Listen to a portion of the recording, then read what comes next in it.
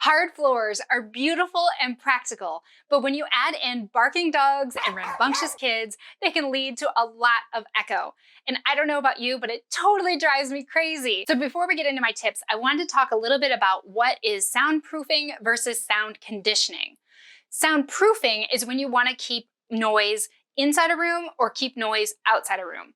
For example, you might want to keep out some busy city street noise that's outside of your home. Or you might want to keep the sound of your kid's garage band inside your garage. Either of those would be considered soundproofing, where you're trying to stop the sound from going into a room or stop sound from going out of a room. What I'm talking about here is called sound conditioning or sound treatment, which is really talking about making the sound in a room just better and more pleasant. It's not about stopping the sound from getting in or out of the room. Sound conditioning is mostly about reducing echoes. So let's talk about how an echo works. You have a sound going towards a flat surface, and then the echo is when that sound comes straight back at you. Echoes are at their worst when you have two flat surfaces parallel to each other, because then you have that sound just bouncing back and forth between the walls. I'm sure you've experienced that in an empty conference room. There's two different ways that you can reduce echo in a room. The first is to absorb the sound. When you have that sound going towards an upholstered chair, the chair will just suck up some of that sound and a whole lot less will come back at you. The other option for reducing echo is to diffuse the sound. So when you have a big sound going towards a bookshelf with lots of different items on it, that sound is still going to bounce off, but it's going to bounce off in lots of different little directions, and it reduces the echo. So let's get into the tips on how to reduce echoes in your home.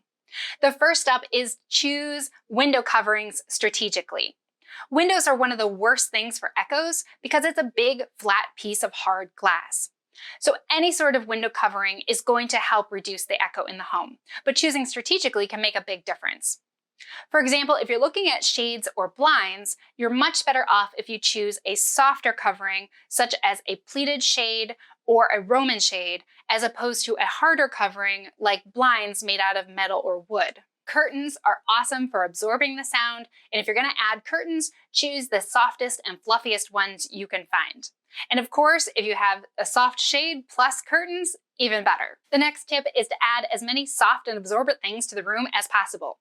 So you want to look at upholstered furniture, things like decorative pillows. In the kitchen, you could add soft chair pads to your chairs. Just think about where you can add soft things around the room. My next tip is to add rugs. And I do have a separate video that's talking about my favorite places to get area rugs on a budget.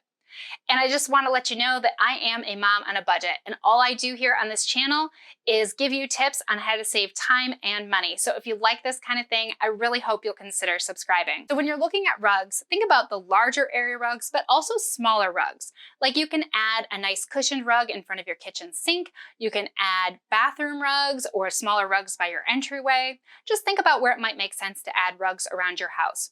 And keep in mind that softer and fluffier is always better.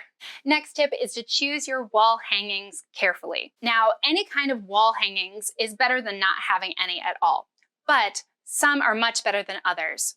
If you add a picture with a glass covering on it, that glass is actually just as bad as having a bare wall. So you want to look at things that are softer or three-dimensional. So softer things might include tapestries, or I have this wall hanging that I love that's actually made out of feathers. And anytime you can add three-dimensional wall hangings, that's going to help diffuse the sound and send it off in different directions, even if it is made out of a harder material. My next tip is to add plants to the room. I actually have a separate video about the best places to find cheap plants, and I love having real plants around my house. But if you're not somebody with a green thumb, it is okay to get fake plants too. They help with diffusing the sound just as well as the real plants. My last tip is to add a bookcase or any kind of wall shelving, and just add a variety of different items to it. If they are harder surfaced items, you'll still help with that diffusing of sound. But think about adding shelving and bookcases to non-traditional places. Like, it's okay to add a bookshelf in your kitchen if your kitchen is where you're having the echo problems. I hope you got some good tips out of this video. If you did, please give it a like and consider subscribing. I'll see you in the next one.